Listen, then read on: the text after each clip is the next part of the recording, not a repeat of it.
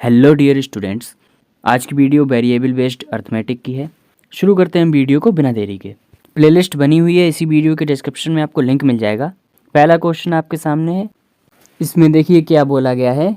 1 kilogram कोई metal है जिसमें 25% जिंक है, बचा हुआ कॉपर है।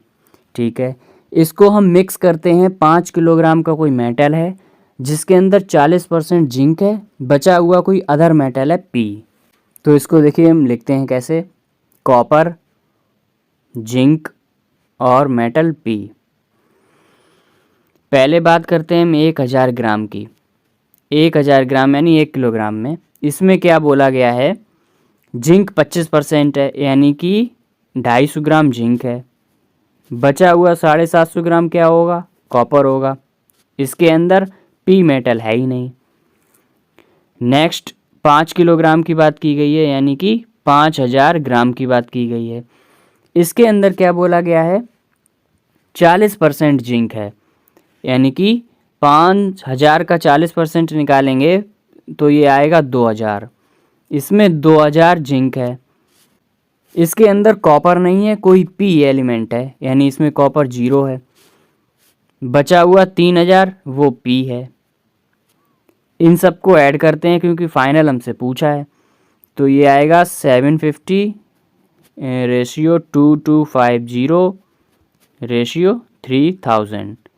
इसको जब हम कट करेंगे 25 से इसको कट करते हैं, ये जाएगा 3, ये जाएगा 9 और ये जाएगा 12 यानी कि 1:3:4 ये रेशियो निकल कर आएगा फाइनल। किसके अंदर, अब जो भी सीक्वेंस दिया है उसमें लगा सकते हैं आप। Zinc, copper, metal, zinc, copper और मेटल पी।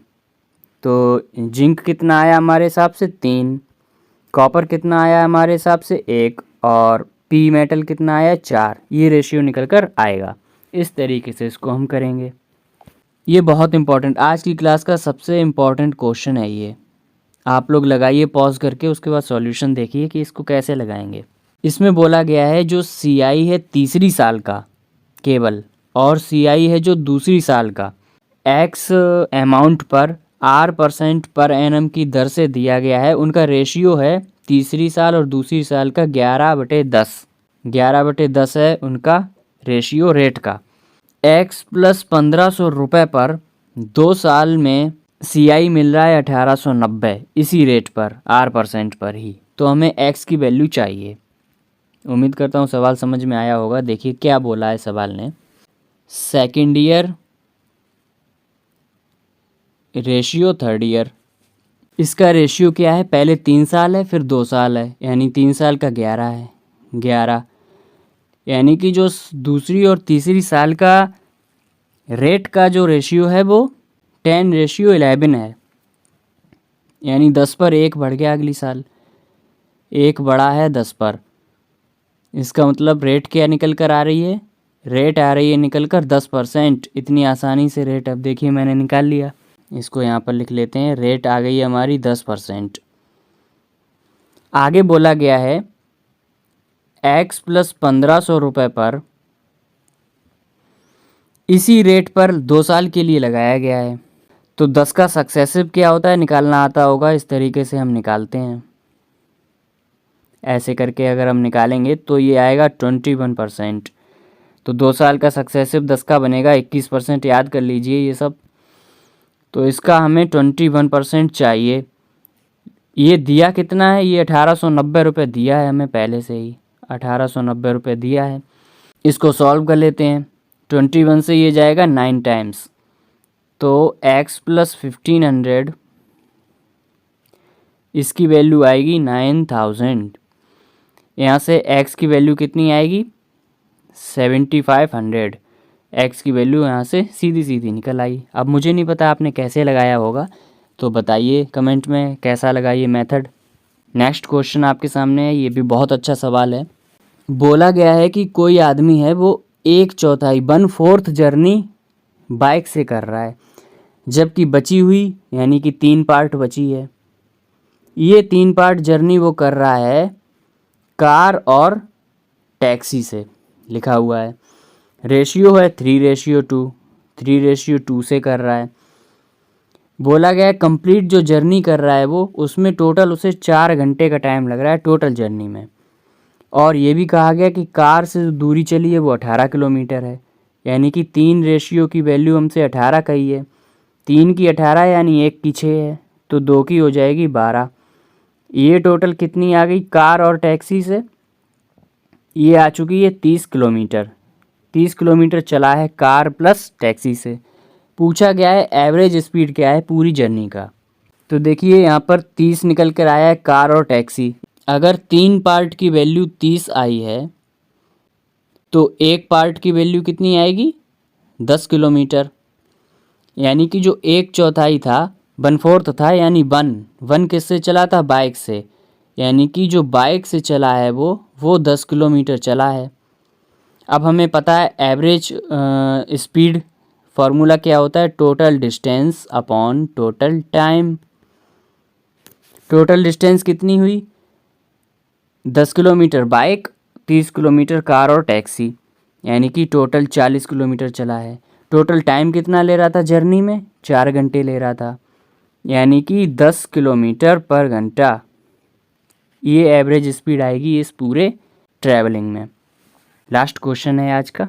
क्वेश्चन में बोला है ट्रेन ए और बी एक्स और वाई की तरफ जा रही हैं एक दूसरे की तरफ, यानी कि अपोजिट साइड में चल रही हैं। चलने के बाद दोनों 4 घंटे बाद एक दूसरे को क्रॉस करेंगी।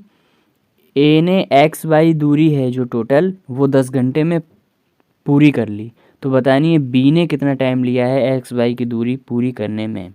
तो ए ने जो टाइम लिया है 10 घंटे लिया है, लेकिन 4 घंटे में वो क्रॉस कर गया, यानी कि जो दूसरी तरफ वो पहुंचा है वो 6 घंटे में पहुंचा है क्रॉस करने के बाद। तो यहाँ से हम लिखेंगे t² equals to T A का टाइम मल्टीप्लाई टी बी का टाइम। t² कितना है? 4 का स्क्वायर इक्वल्स टू, ये होता है मीटिंग टाइम, इसका निकल कर आया है 6। टी बी हमें निकालना है, तो टी बी बराबर कितना आ जाएगा? 16/6 इक्वल्स टू, ये आएगा 6 से काटेंगे अगर इसको तो 2.6 समथिंग, ये 2.6 समथिंग आएगा। ऐसे लिखते हैं। टोटल टाइम जो लगेगा बी को वो 4 लगा है क्रॉस करने तक, उसके बाद 2.6 लगा है क्रॉस करने के बाद का टाइम, यानी कि 6.6 घंटा लगा है इसको टोटल एक्स वाई दूरी पार करने में। इस तरीके से सवाल को हम करेंगे। आगे बढ़ते हैं नेक्स्ट क्वेश्चन पर। अब ये बीच में हल्का सा सवाल आया है, इसको आप देखिए कैसे लगाएंगे। पॉज करके वीडियो लगाइए, उसके बाद मेरा मेथड देखिए मैं कैसे लगाता हूँ। किसी शॉपकीपर ने 20 रुपये प्रति किलोग्राम के हिसाब से नमक को बेचा है, जबकि उसकी कॉस्ट प्राइस 25 रुपये प्रति किलोग्राम थी, लेकिन उसने 1 किलोग्राम के वाट की जगह पर 800 ग्राम वजन यूज़ किया है। तो हमें बताना है कि प्रॉफिट या लॉस जो हो रहा है वो कितने % का हो रहा है शॉपकीपर को। देखिए एक मेथड होता है, ट्रू वैल्यू है उसको कंपेयर करते हैं ट्रू के साथ, फॉल्स वैल्यू है उसको कंपेयर करते हैं फॉल्स के साथ, और कुछ करना ही नहीं है इसमें, बस यही मेथड लगना है। जो सीपी की बात करें, अगर सीपी क्या थी? 25 रुपये, ये सीपी थी, ओरिजिनल बात है ये। लेकिन वजन कितना है ओरिजिनल? 1000 ग्राम है। ये ओरिजिनल का कंपैरिजन कर दिया। अगर इसको हम डिवाइड करते हैं तो ये 1 रुपये की वैल्यू कितनी आएगी निकल कर? 25 से अगर इसको काटेंगे तो 40 बार जाएगा, 40 ग्राम। अब हम एसपी की अगर बात करें, यानी फॉल्स क्या थी कि उसने वो बता रहा है कि हमने 20 पे बेचा है, 20 रुपये प्रति किलोग्राम पे बेचा है, लेकिन वजन कितना यूज किया है? 800 ग्राम यूज किया है। इसको जब हम सॉल्व करेंगे तो यहाँ से भी आएगा 1 रुपये की वैल्यू आएगी 40 ग्राम। यहाँ से हमें देखने को क्या मिल रहा है? सीपी और एसपी दोनों बराबर हैं, एसपी और सीपी दोनों बराबर हैं। इसका मतलब नो प्रॉफिट नो लॉस, ना ही प्रॉफिट हुआ है ना ही लॉस हुआ है इस पूरे लेन देन में। इस तरीके से इसको करेंगे, कोई फार्मूला नहीं है, सिर्फ ट्रू का वैल्यू का ट्रू के साथ कंपैरिजन, फॉल्स का फॉल्स के साथ कंपैरिजन। बाद में कमेंट में ज़रूर बताएं आप लोग कौन से क्वेश्चन का मेथड आपको सबसे अच्छा लगा। इसको करिए। इसमें बोला गया है कि प्रेजेंट टाइम में माता की उम्र अपने बेटे से 4 गुनी है। ये है प्रेजेंट मदर एंड सन। और 8 साल बाद की बात करी गई है। 8 साल में क्या हुआ है कि ये जो रेशियो है माँ बेटे का वो 16 और 5 बन जाता है। तो हम लिख लेते हैं कि प्रेजेंट में 4/1 है, बाद में ये 16/5 बन गया 8 साल बाद। इसमें पूछा है कि if x is square of the present age of son then the value of x+2। यहाँ रेशियो कितने का है, यहाँ अंतर है देखिए 3 का, यहाँ अंतर है 11 का। पहले ये अंतर बराबर करना है हमें। इसका मतलब है यहाँ 11 से मल्टीप्लाई होगा दोनों तरफ, यहाँ 3 से मल्टीप्लाई होगा दोनों तरफ। ये बनेगा 48/15 और ये बनेगा 44/11। अब देखिए ये 11 और 15 यहाँ भी अंतर 4 का है, 44 और 48 यहाँ भी अंतर 4 का है, यानी बराबर बराबर अंतर आ गया। तो इसका मतलब 4 जो यूनिट है उसका अंतर आया है 8 साल। ये 8 साल में ही तो अंतर हुआ है, ये 8 साल में ही अंतर हुआ है। इसका मतलब है जो 1 यूनिट है उसकी वैल्यू आएगी 2 साल। अगर 1 यूनिट 2 साल के बराबर है तो प्रेजेंट में सन की पूछी है, तो सन कितना हो जाएगा प्रेजेंट में, 11 दूनी 22 साल, 22 साल का हो जाएगा। आंसर ये नहीं है, यानी कि 22 का स्क्वायर होता है 484। ये वैल्यू x की आई है जो उसने कहा है क्वेश्चन में।